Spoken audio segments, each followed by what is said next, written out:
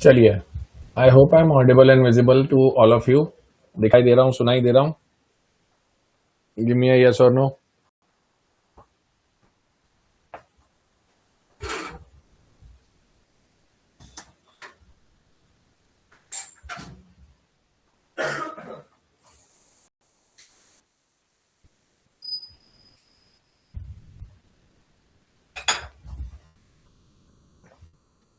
कल आपकी मेरी चर्चा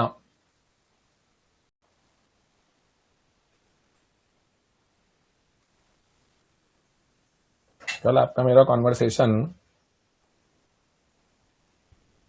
इंट्रोडक्शन टू इकोनॉमिक्स पे हो गया था और डिमांड के बेसिक्स पे हो गया था, if I am not wrong. Am I correct?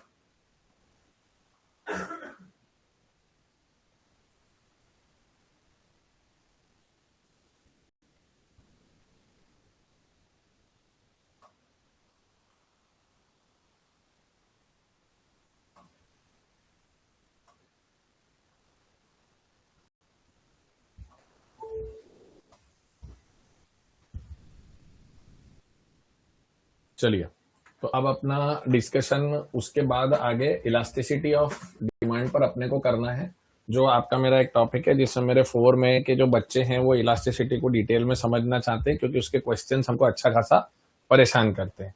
So let's go on to that. Elasticity जब आप और मैं पढ़ेंगे तो आप और मैं इतना बात किए थे कल, exception to the law of demand तक आ गए थे, तो हम इलास्टिसिटी ऑफ डिमांड को पढ़ते हैं। मैं इसको बिल्कुल बेसिक से लेके चलता हूँ आपके साथ। सर, इलास्टिसिटी ऑफ डिमांड का फंडा इस बात से शुरू होता है कि प्राइस 4 फैक्टर्स है जैसे डिमांड को प्राइस अफेक्ट करता है,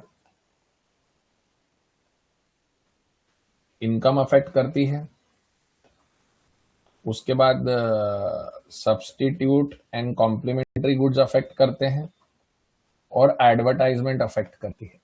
बराबर, इन चारों में चेंज होने से डिमांड पर फर्क पड़ता है, और कितना फर्क पड़ता है ये हमको देखना होता है। कौन सी स्क्रीन ऑफ है? स्क्रीन तो ऑन है शौर्य।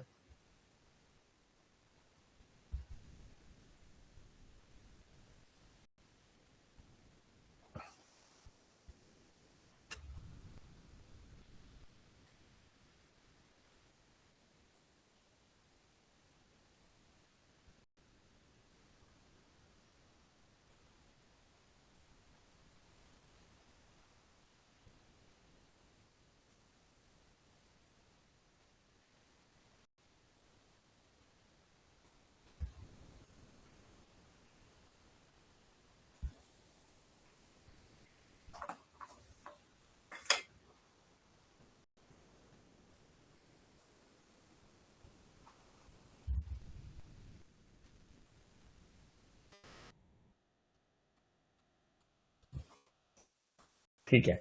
सो there is an impact on price, there is an impact on demand due to price, due to income, due to substitute goods, due to complementary goods as well as advertisement. So the degree, अब हम लोग ये check करते हैं कि sir demand में जो change आता है वो कितना आता है। तो अब आप किसी भी चीज को जब आप चेक करने जाओगे तो आप उसको क्वांटिफाई करना चाहते हो, बिकॉज क्वांटिफाई करे बगैर इफ यू से द वर्ड थोड़ा,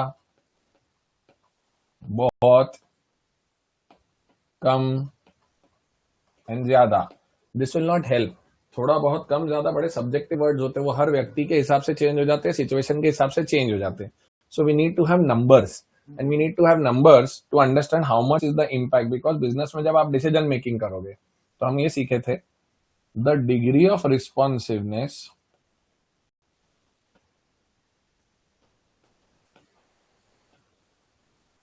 of change in one thing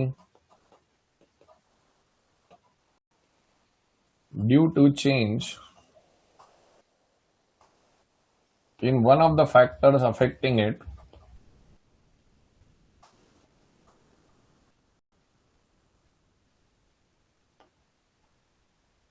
is called elasticity. बराबर, तो कितना चेंज होता है एक चीज में दूसरी चीज के चेंज होने से, उसको गिना जाता है, द डिग्री ऑफ रिस्पॉन्सिवनेस। तो यहां पर अगर मैं बोलता हूं मेरा प्राइस पहले था 10 रुपीज और अब हो गया है 16 रुपीज, तो कितना बदला है? आप बोलोगे सर 6 रुपीज बदला है। 100 से 106 हुआ तो बोलोगे 6 बदला है। 1000 से 1006 हुआ तो भी बोलोगे 6 बदला है। 1 रुपीज से 7 रुपीज हुआ तो भी 6 बदला है। लेकिन सब प्लस 6 का इंपैक्ट सेम है या अलग अलग है, ये बताओ। सारे प्लस 6 का इंपैक्ट सेम है या अलग अलग है?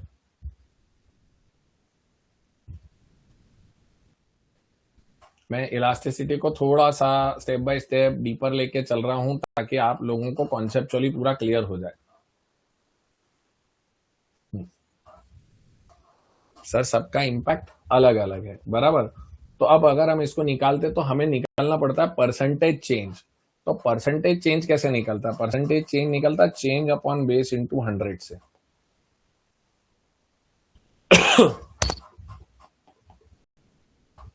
Change upon base into 100। अभी चेंज अपॉन बेस इंटू 100 का मतलब क्या हुआ? चेंज कितना हुआ? 6 पहले वाले में। 6 डिवाइडेड बाय 10 इंटू 100 मतलब क्या?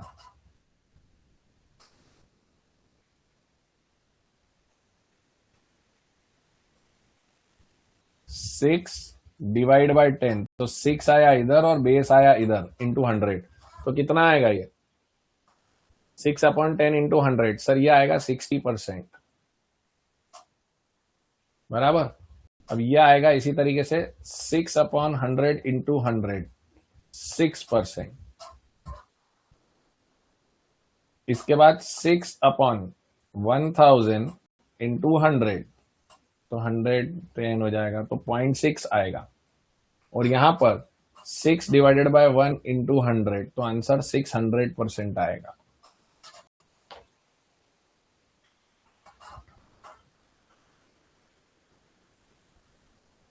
तो हम जब भी कोई चेंज निकालते हैं तो इस तरीके से कैलकुलेट करना पड़ता है हम लोगों को, बराबर, कि कितना चेंज आया। तो इसी तरीके से प्राइस के साथ साथ डिमांड में भी चेंज होगी, तो डिमांड चेंज होगी। तो अब आपको क्या करना पड़ता है? प्राइस जब चेंज होगी, प्राइस चेंज के कारण डिमांड चेंज होता है,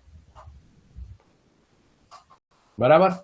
प्राइस चेंज के कारण डिमांड चेंज होता है। तो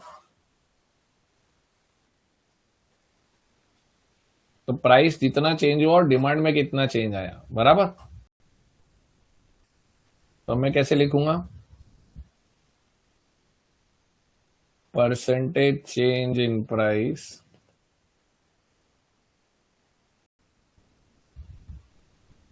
प्राइस चेंज के कारण डिमांड चेंज आया, तो percentage change in price, percentage change in demand. तो अब अगर मैं इसको करने जाऊंगा तो बच्चों वाला एक छोटा सा क्वेश्चन पूछता हूँ। 10 रुपीज के 2 लड्डू आते हैं तो 20 रुपीज के कितने आएंगे?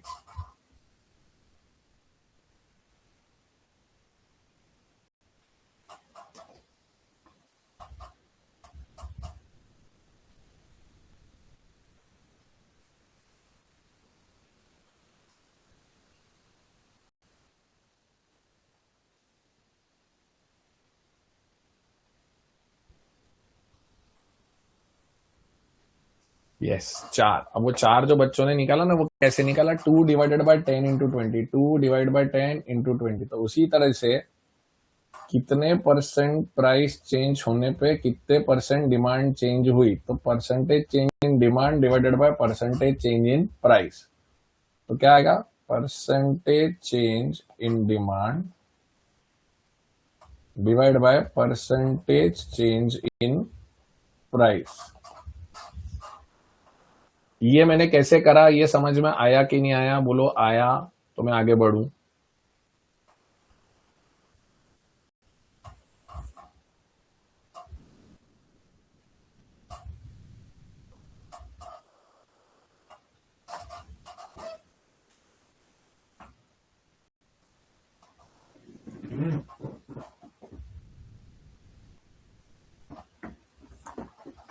यस, तो percentage change in demand upon percentage change in price. अब परसेंटेज चेंज इन डिमांड को अगर मैं लिखने जाऊंगा तो क्या लिखूंगा? Change in quantity upon base quantity into 100 divided by change in price upon base price into 100, बराबर। तो अब इसी चीज को सिंबॉलिकली मैं लिखने जाऊंगा, तो कैसे दिखेगा, ये चेंज इन क्वांटिटी को लिखूंगा delta Q upon Q into 100 divided by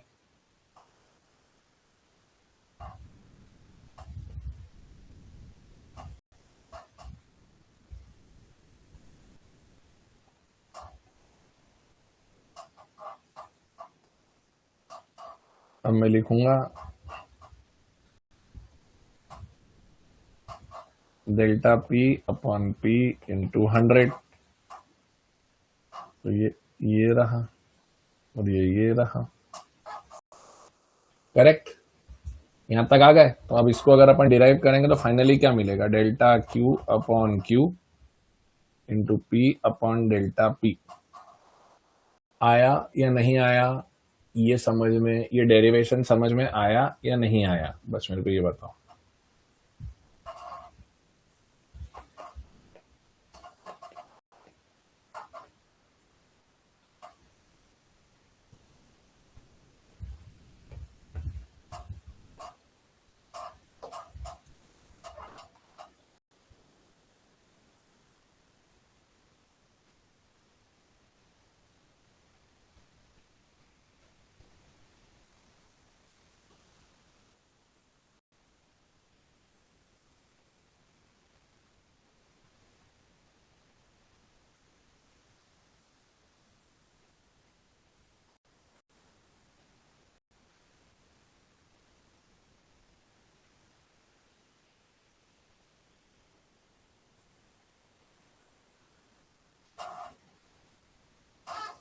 बराबर। So now what we understand is percentage change in demand divided by percentage change in price is equals to delta q upon q into p upon delta p, बराबर। तो delta Q upon Q into P upon delta P हो गया, ठीक है। अब इसको calculate करना है, तो मैं आप लोगों को कुछ इंफॉर्मेशन देता हूं, आप मेरे साथ कैलकुलेट करके दीजिए मेरे को।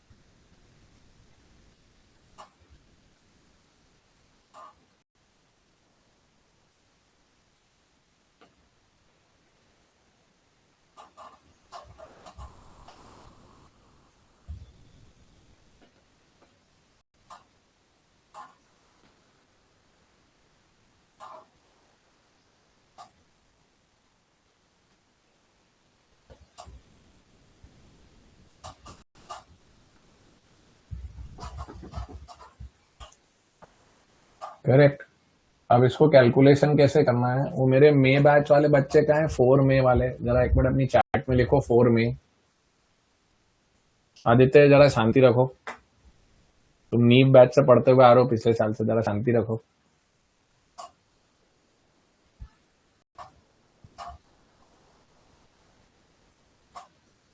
फोर्थ में वाले कहाँ हैं?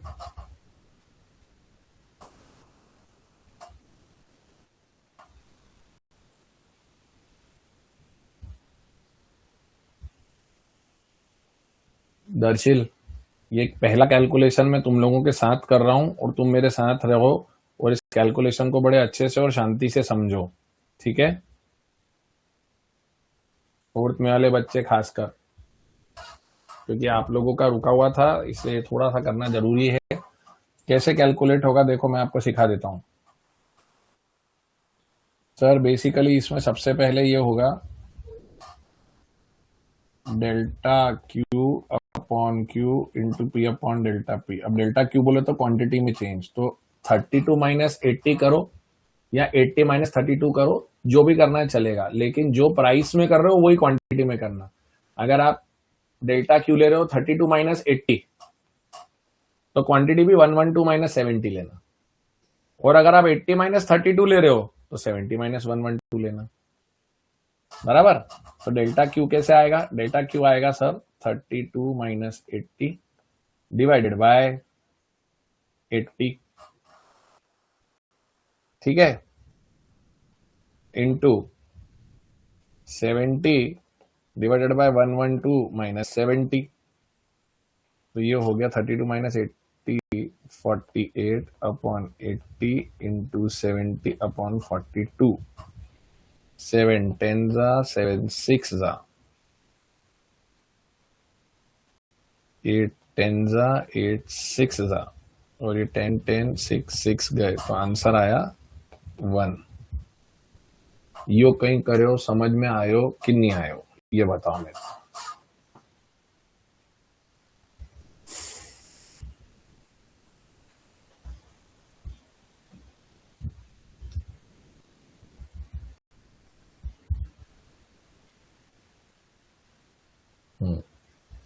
दरअसल आर्यन, एनीबडी एल्स जिसको कहीं पे भी डाउट या कंफ्यूजन हो तो कृपया करके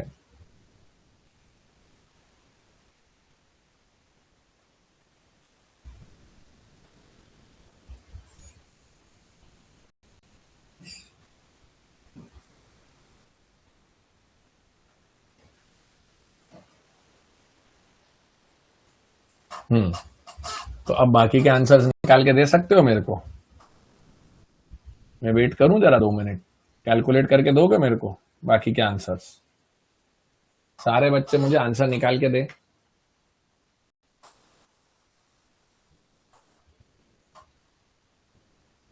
जल्दी से निकालो, चलो।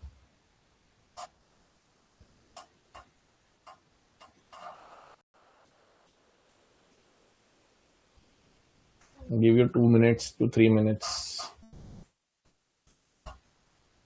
सारे बच्चे अपने अपने आंसर निकाल के दो मेरे को, चैट बॉक्स में लिखो आंसर्स।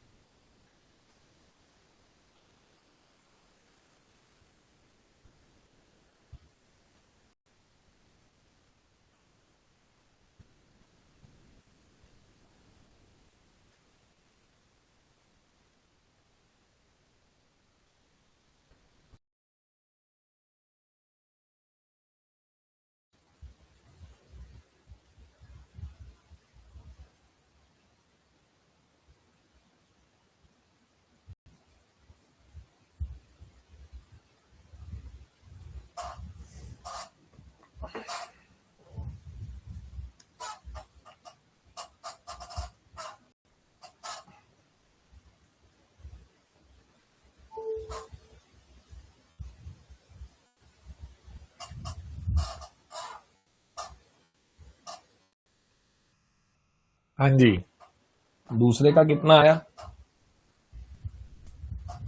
दूसरे का आया होगा 0.5 सेकेंड का, आया ना?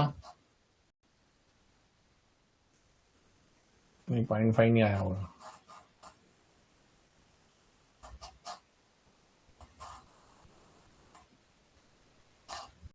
सर ये 60% है और ये 10% है, तो 10% डिवाइडेड बाय 60%, यस। तो यह होगा 10% डिवाइड बाय 60%, तो 0.1666 आ रहा होगा कुछ।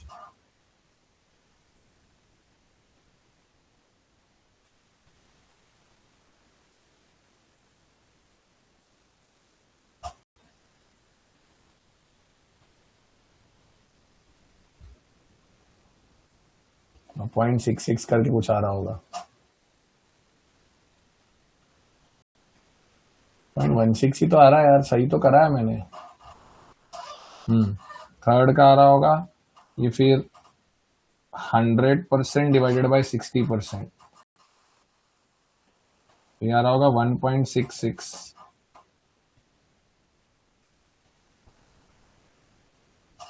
फिर आ रहा है 48, फिर से 60% डिवाइडेड बाय 0%, आंसर आएगा 0। लास्ट वाला जो है वो आएगा आपका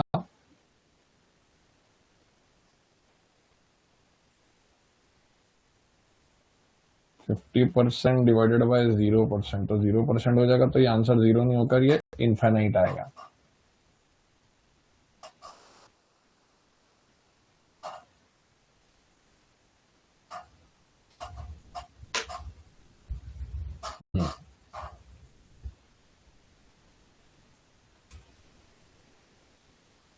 करेक्ट। अब सवाल उठता है, सर ये चौथा और पांचवा जो आंसर आया, ये ध्यान देना,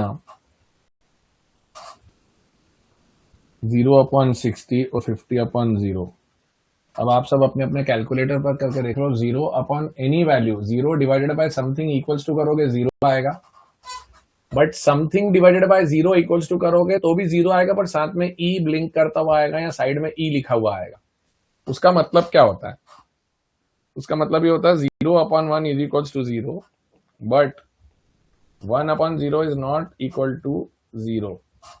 1/0 इज इक्वल्स टू इनफाइनाइट। ये नोट करके रखो, और अगर आप पढ़ के बैठे होगे तो आपको दिख जाएगा, ये मैंने नोट करा के रखा था।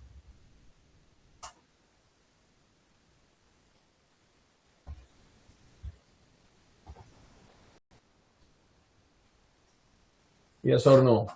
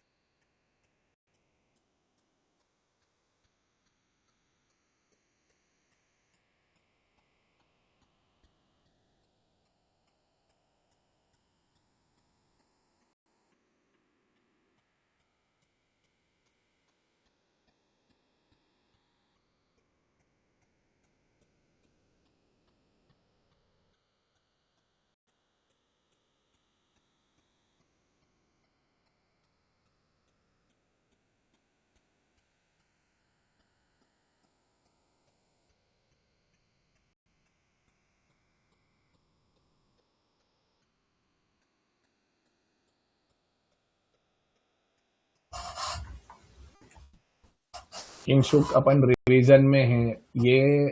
अब आप है ना सीए बन रहे हो, आप मेरे साथ टॉपिक रिवाइज कर रहे हो, थोड़ा है ना अपने को ये समझना पड़ेगा हम कहाँ बैठ के क्या बात कर रहे हो, किसी के भी बीच में कुछ भी बात कर रहे हैं। आपके पास व्हाट्सएप नंबर है, आप वहां डाउट डालो ना, बच्चों के मैं सॉल्व कर रहा हूँ रेगुलरली डाउट्स। थोड़ा तो रखो ना किंशुक पाटीदार। मेरे को भी लग रहा है कि मेरे को है ना टाइम पास करने का मन हो रहा है, कर लूं क्या? एक दूसरा बेवकूफ जागा फिर साथ में, शिवराज सिंह राठौर। ये होता है, एक एक एक बेवकूफी करता तो दूसरा उसको फॉलो करता है। तो मेरी भी इच्छा हो रही है टाइम पास करूं, गाने गाऊं, करूं क्या?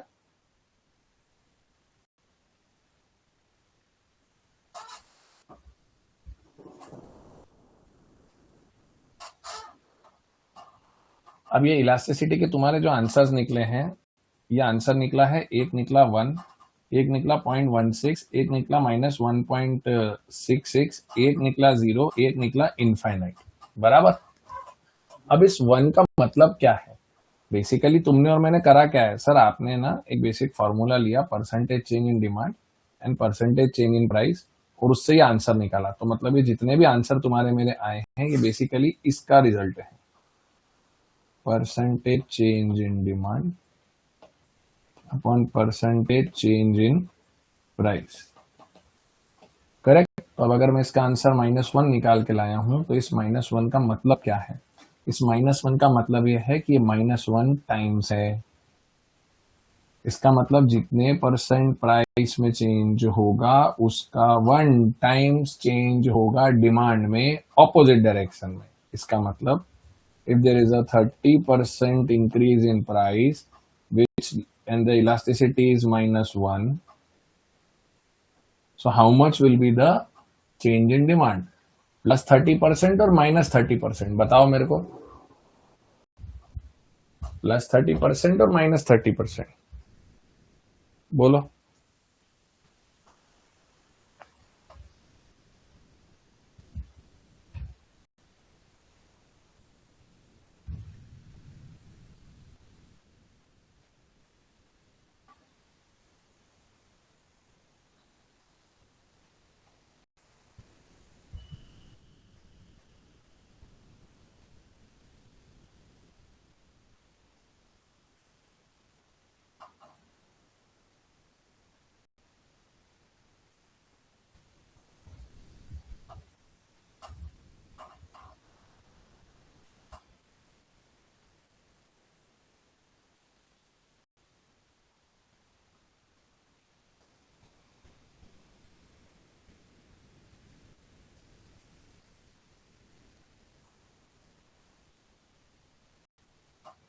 -30%, वेरी गुड। तो अब वो -30% होगा, ठीक है। अब ये -30% है। अब अगर मैं बोलता हूं इलास्टिसिटी -1.4 है तो क्या आंसर आएगा बताओ?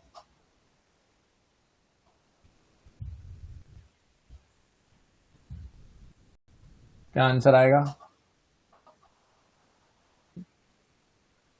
बैठे तो बहुत सारे बच्चे हैं, शांति से लॉगिन करके इधर उधर घूम रहे हैं लगता है, जवाब नहीं दे रहे हैं, या तो बहुत ज्यादा पढ़ लिए हैं, बोले हमारा लेवल ऑलरेडी ऊपर है। तो आंसर तो दो, अपने हाथों से कैलकुलेटर तो चलाओ, कोशिश तो करो।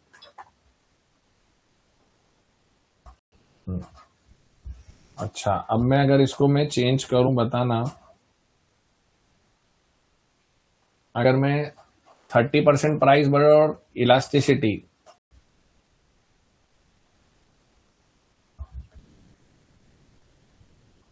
30% प्राइस घटा हुआ है, इलास्टिसिटी -1.4 है, तो क्या होगा?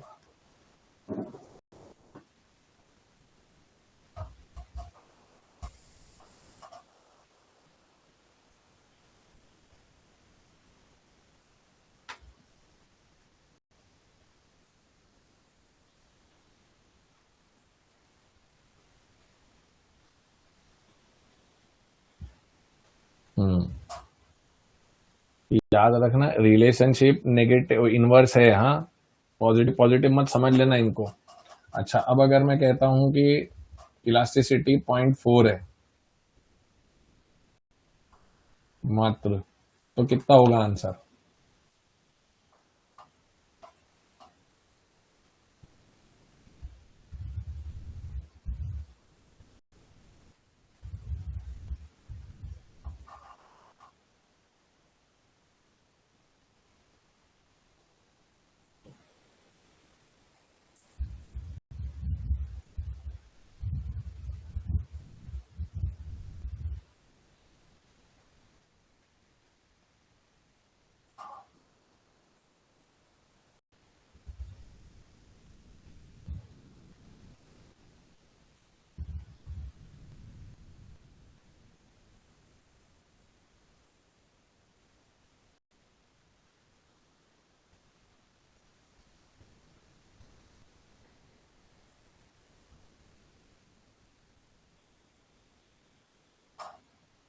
करेक्ट। तो अब इसका मतलब क्या है, हमारे अलग अलग आंसर जो हैं वो हमको क्या सिखा रहे हैं? -1, -0.4, -1.4, 0 और इनफाइनाइट। इनका मतलब क्या है? जितने परसेंट प्राइस चेंज होगा उसका 1 टाइम्स डिमांड चेंज होगी ऑपोजिट डायरेक्शन में।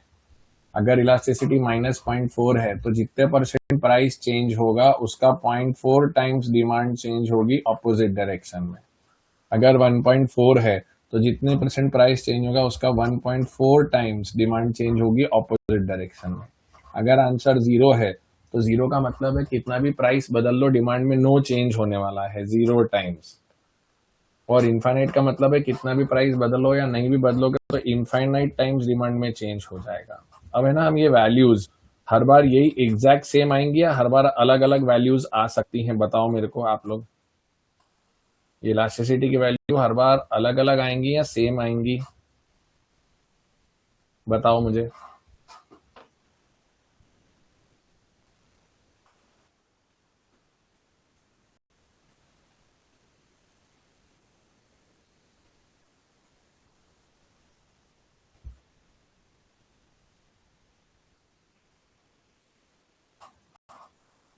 सर अलग अलग आएंगी, तो अब जब अलग अलग आएंगी बच्चों, तो इसके लिए तो हम रट तो सकते नहीं है। तो अगर आप एक चीज को ध्यान दोगे तो ये नंबर लाइन अगर मैं बनाता हूं तो नंबर लाइन में ये 0 है, ये नेगेटिव साइड है, ये पॉजिटिव साइड है। तो 0 के बाद सीधा आएगा 1 और 1 के बाद इनफाइनाइट। तो अब मेरा आंसर कभी 0 आ रहा है, कभी 1 आ रहा है, कभी ऐसा कुछ आ रहा है जो 0 और 1 के बीच में है तो मतलब लेस देन 1 आ रहा है, और कभी मोर देन 1 आ रहा है।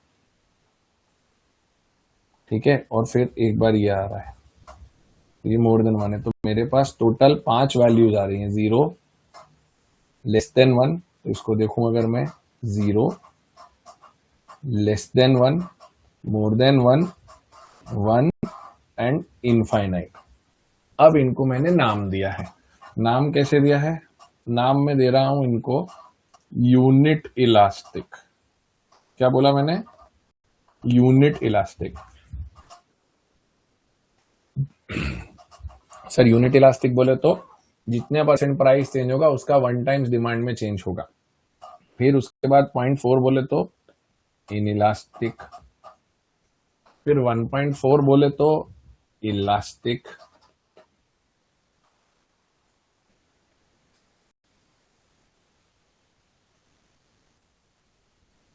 और उसके बाद 0 वाले को परफेक्टली इन इलास्टिक।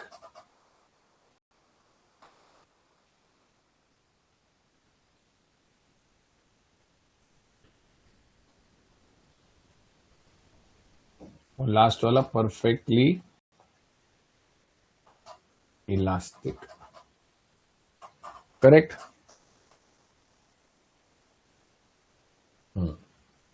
तो ये 5 हो गए आंसर्स हमारे। ठीक है, अब मैं आपसे फटाफट एक एक क्वेश्चन पूछता जाता हूं। अपने अपने हाथ अपने कीपैड पे रखते जाओ ताकि तुम फटाफट आंसर टाइप कर सको। अगर मैं अब कहता हूं कि मेरे को वैल्यूज तुमको दे रहा हूं और आंसर तुमको कैलकुलेट करना है, मतलब तुम्हें मन में सोचना है कि न्यूमरेटर क्या है और डिनोमिनेटर क्या है, और न्यूमरेटर डिनोमिनेटर सेट करके तुम मुझे बताना कि तुम्हारी फाइनल वैल्यू क्या निकल कर आ रही है। ठीक है,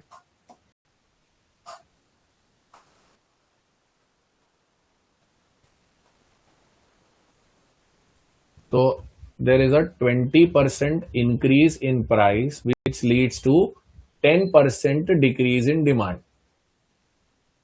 I repeat, 20% increase in price leads to 10% reduction in demand. What is the elasticity?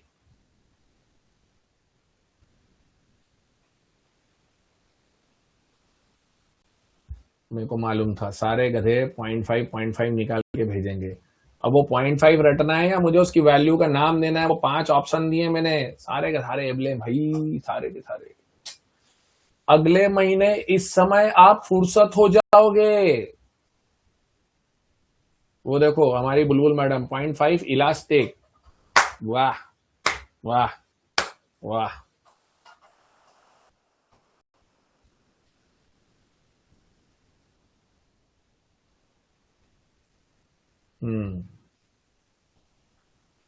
हाँ तो इतनी देर ही लगेगी वहां बाय मिस्टेक होने में, 1.25 नंबर का नुकसान हो जाएगा. चलो अब मुझे बताओ, if there is a 20% increase in price which leads to 40% decrease in demand.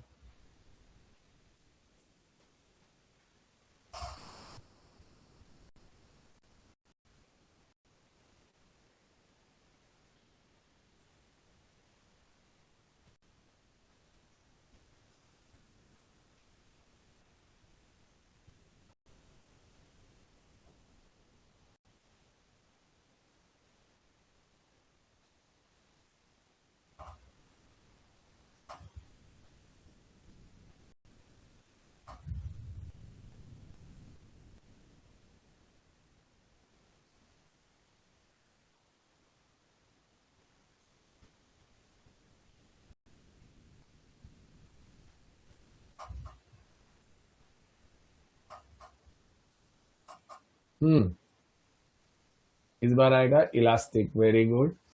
40%. अब अगला आएगा 40% increase in price leads to 40% increase in demand. 40% price बढ़ने पर 40% डिमांड बढ़ी. क्या आएगा आंसर?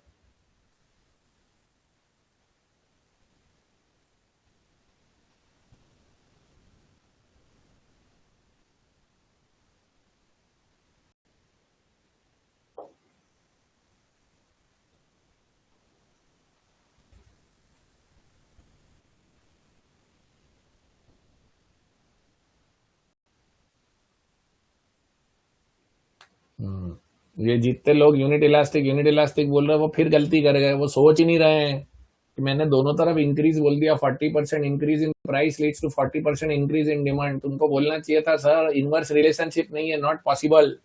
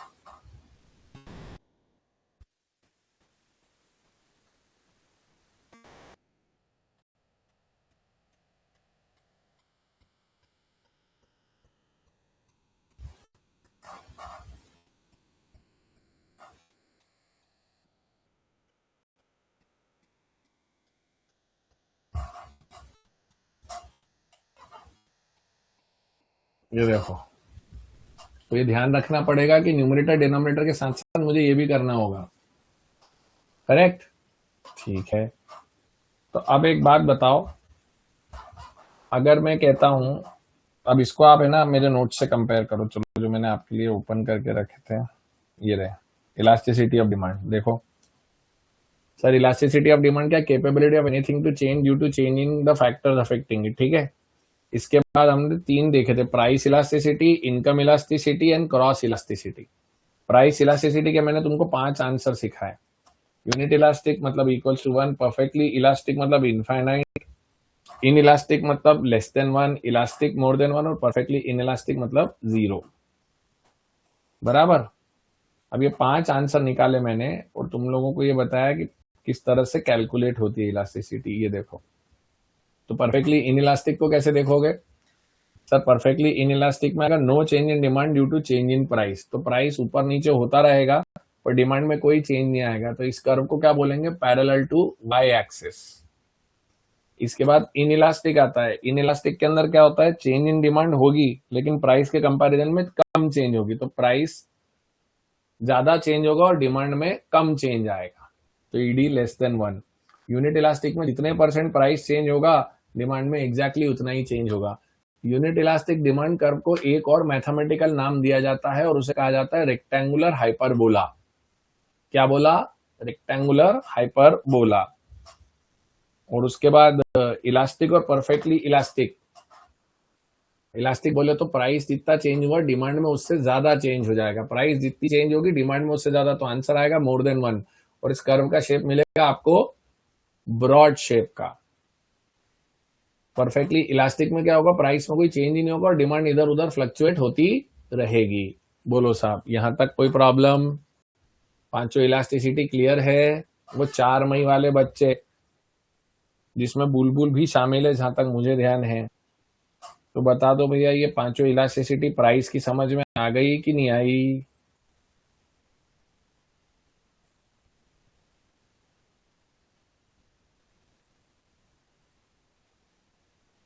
भाभी ने नहीं भी लिख दिया, क्लियर भी लिख दिया, तो अब मैं क्या मानूं? समझ में आ गई या नहीं आ गई भाभी जैन?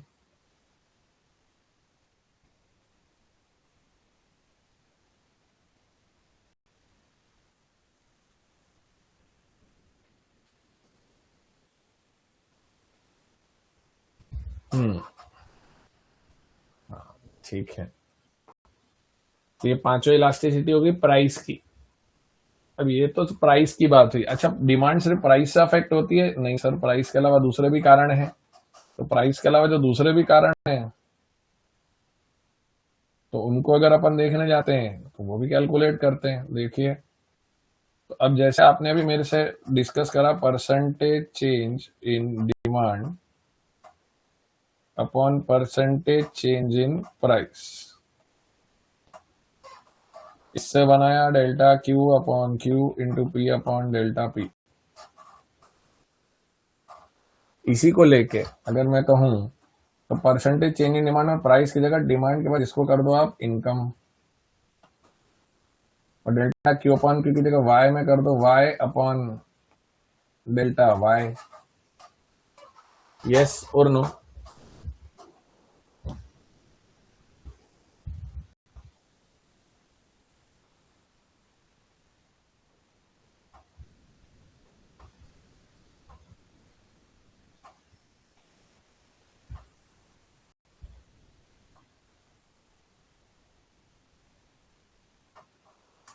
बराबर। तो अब जब आप इनकम चेक करोगे तो क्या होगा?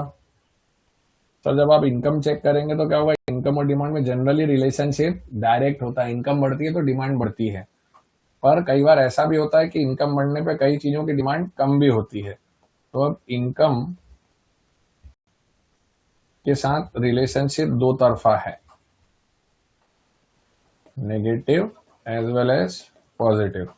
0 से लेकर यहां पर जो भी कुछ आएगा वो कहलाएगा इंफीरियर गुड्स, और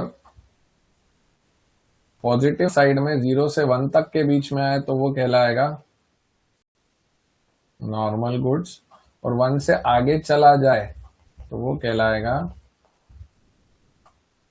लग्जरी गुड्स। अब ये कहानी क्या है? इनकम बढ़ने के साथ साथ बेटा जीवन में अपन आगे बढ़ते हैं, पर अब इनकम बढ़ने के बाद हर आदमी अलग अलग तरीके से रिएक्ट करता है। 5-10 हजार रुपए एक्स्ट्रा मिलने पर गरीब घर में अगले कुछ महीनों का खाना आएगा, मिडिल क्लास फैमिली शॉपिंग करके घूम के आ जाएगी, और अमीर फैमिली को उन 5-10 हजार से कोई फर्क पड़ेगा नहीं। तो हर व्यक्ति का जो डेफिनेशन है वो अलग अलग है। तो आप इसको अगर आप जनरलाइज करने जाते हो तो आप जनरलाइज कैसे करोगे?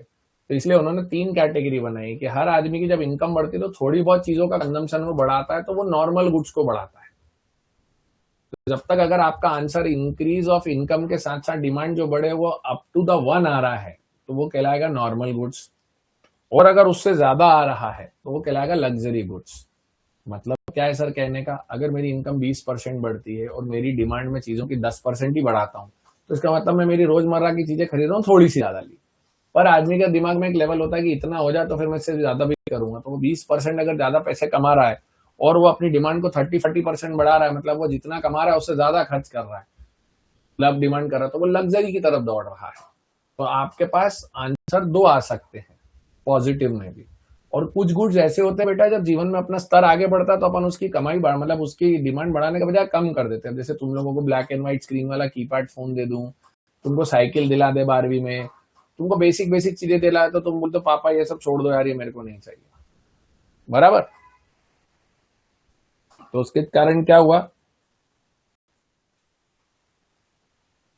हमको वो क्लिक नहीं होता है कि कैसे करें।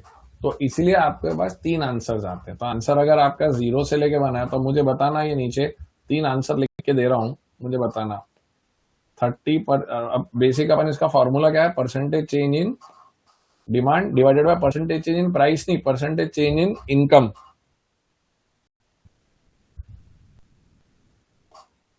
Percentage change in demand upon percentage change in income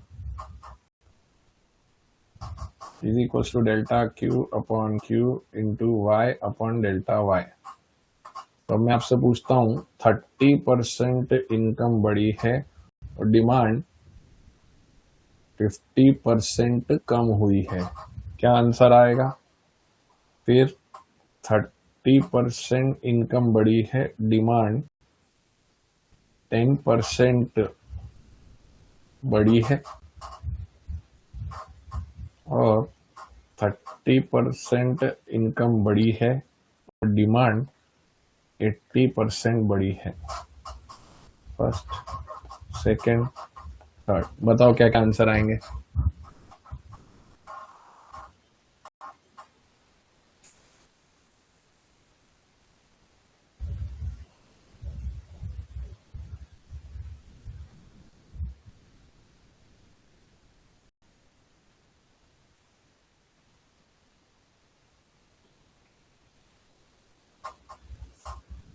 बताओ फर्स्ट वाले का आंसर, सेकंड वाले का आंसर और थर्ड वाले का।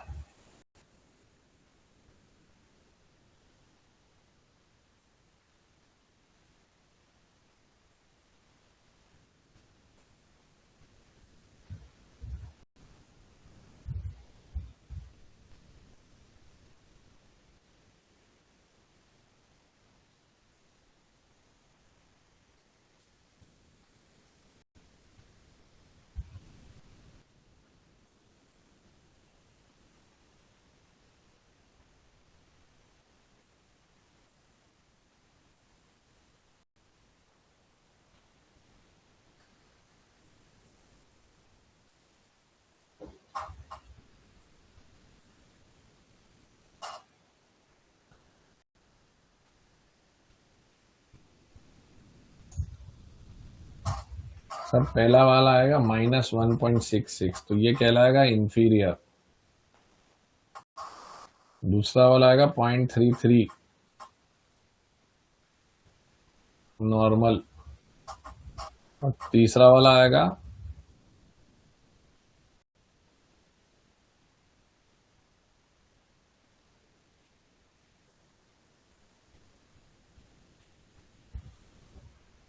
2.66 लग्जरी।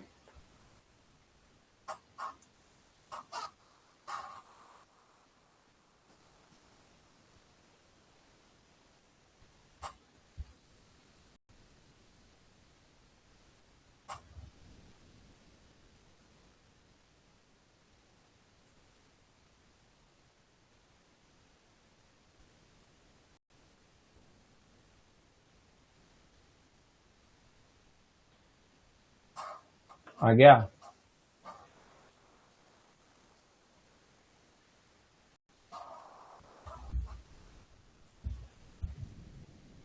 ठीक है, अब अपने ये हो गई इनकम इलास्टिसिटी, प्राइस इलास्टिसिटी। अब एक और चीज होती है something called cross elasticity. Cross elasticity क्या होती है, सर बेसिक फॉर्मूला आपने जो हमको पढ़ाया, percentage change in demand upon percentage change in price. Formula यही है, लेकिन इस बार एक चीज चेंज होगी, डिमांड में चेंज होगा प्रोडक्ट एक्स की और प्राइस चेंज होगा प्रोडक्ट वाई का। करेक्ट। तो वो क्या होता है, इसका मतलब ये होता है delta Q upon Q of X into P upon delta P of Y. Correct. Delta Q upon Q of X into P upon delta P of Y.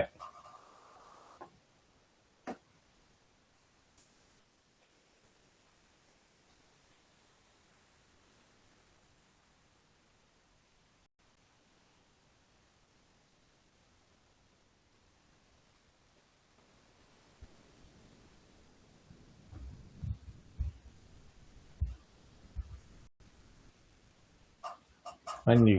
तो अब क्या होगा, एक का प्राइस बदलने से दूसरे की डिमांड में फर्क पड़ेगा। तो बेसिकली होता क्या है कि फिर ये गुड्स दोनों के दोनों आपस में रिलेटेड होना चाहिए, क्योंकि एक के भाव बदलने से दूसरे पे फर्क पड़ता है। हाँ सर पड़ता है। कब पड़ता है, जब गुड्स आपस में रिलेटेड हो। जरा देखना, ये अगर पेप्सी है, इसकी प्राइस क्वांटिटी,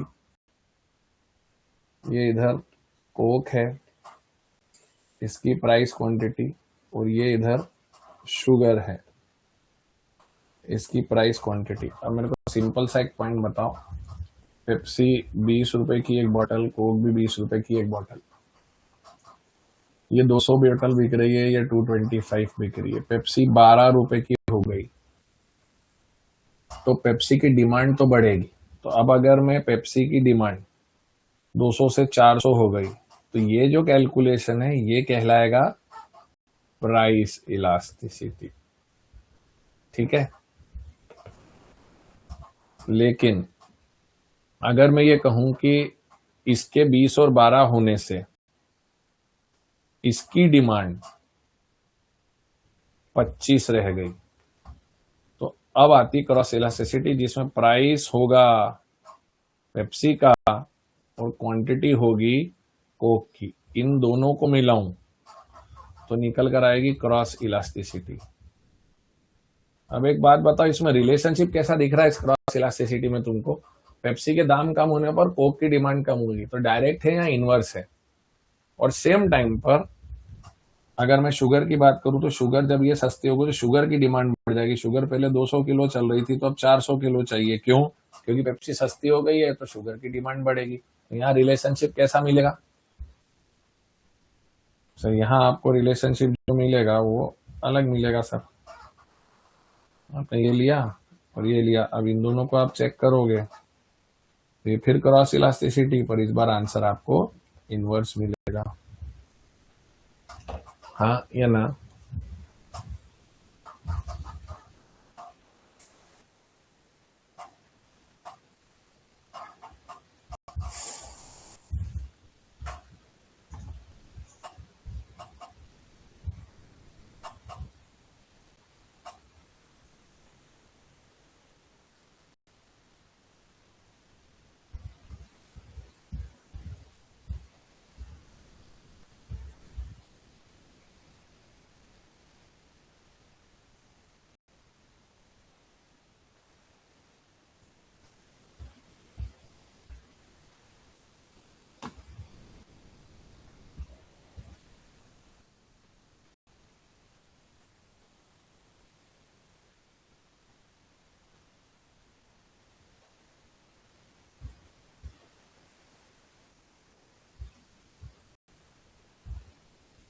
हाँ जी।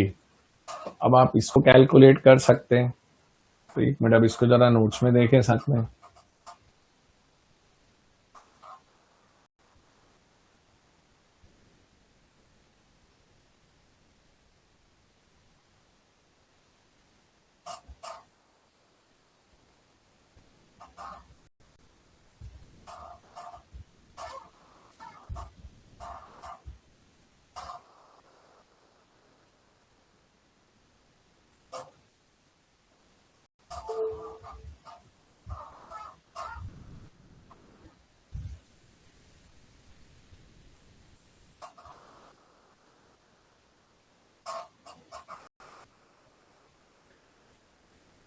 ये प्राइस इलास्टिसिटी कैलकुलेट करी अपन ने।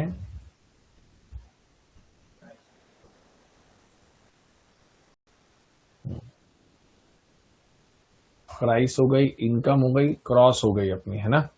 ठीक है, इसके अलावा अब कौन सी बची आपकी? प्राइस, इनकम, क्रॉस हो गई। अब क्या बची? Advertisement elasticity. एडवर्टाइजमेंट और डिमांड में क्या रिलेशनशिप है? डायरेक्ट है, इनवर्स है? सर बेसिक फॉर्मूला वापस वही, percentage change in demand upon percentage change in advertisement expenditure. तो रिलेशनशिप डायरेक्ट है, delta Q upon Q into P नहीं, ए अपॉन डेल्टा ए। तो अब अगर मैं आपसे कहता हूं एडवर्टाइजमेंट 30% बढ़ी और डिमांड 60% बढ़ी, तो आंसर आया 2, तो ये कहलाएगा इलास्टिक। आंसर आया 30% पे 10% बढ़ी, तो आंसर आया लेस देन 1, इन इलास्टिक। उसके बाद 30% खर्चा करने पे 30% बढ़ी, तो आंसर आया 1, यूनिट इलास्टिक। एंड 30% खर्चा करने पे 0 चेंज आया, तो perfectly in elastic.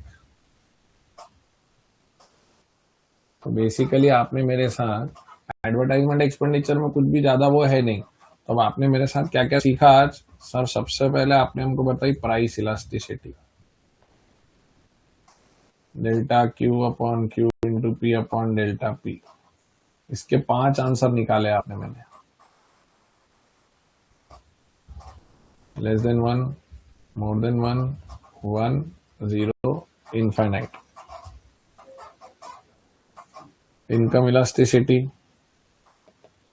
Delta Q upon Q into Y upon delta Y. Answer आते हैं 2। पॉजिटिव, पॉजिटिव में मोर देन 1 है और लेस देन 1 है। मोर देन 1 है तो लग्जरी, नहीं तो नॉर्मल। नेगेटिव है तो inferior. Cross elasticity, delta Q upon Q into P upon delta P, लेकिन ये एक्स का और ये वाई का। इसमें 2 आंसर आए, पॉजिटिव आया तो सब्स्टिट्यूट्स, नेगेटिव आया तो कॉम्प्लीमेंट्री। और एडवर्टाइजमेंट में भी delta Q upon Q into A upon delta A. 4 answer, 1, more than 1, less than 1 and 0। आया ना। अब इसमें मेरे हिसाब से 15 मिनट मुझे और बात करनी रहेगी आपसे इलास्टिसिटी के बारे में और थोड़ा सा एप्लीकेशन ऑफ क्वेश्चंस के बारे में, और मैं 1-2 क्वेश्चंस कराना चाहूंगा जो मैं आपके साथ कल लूंगा, क्योंकि कल हमारे पास एक इजियर टॉपिक रहेगा। और वो इजियर टॉपिक कौन सा रहेगा? हमारा रहेगा कंज्यूमर बिहेवियर। तो कंज्यूमर बिहेवियर कल जल्दी खत्म हो जाएगा, तो कंज्यूमर बिहेवियर के साथ में इसको आपको 5-10 मिनट इस पे भी लूंगा, 15 मिनट, तो आपका पूरा का पूरा इलास्टिसिटी इन टोटालिटी रिवाइज हो जाएगा। क्योंकि मेरे को अभी आर्क इलास्टिसिटी समझाना आपको बाकी है और मॉड का कॉन्सेप्ट समझाना बाकी है। अदर देन दैट हो गया है। फिर मैं आगे आपको कल ये इक्वी, मार्जिनल यूटिलिटी और कंज्यूमर सरप्लस वगैरह पढ़ा दूंगा। तो कल हम लोगों को 10-15 मिनट डिमांड के लिए मिल जाएंगे और बचे हुए के लिए, ठीक है ना। तो कल अपन नेक्स्ट कवर करेंगे इसको, और मैं इनसे पूछ लूंगा कि YouTube कैसे कनेक्ट करना है। इन लोगों ने शायद YouTube कनेक्ट नहीं किया। ठीक है, ओके, चलो, बाय बाय।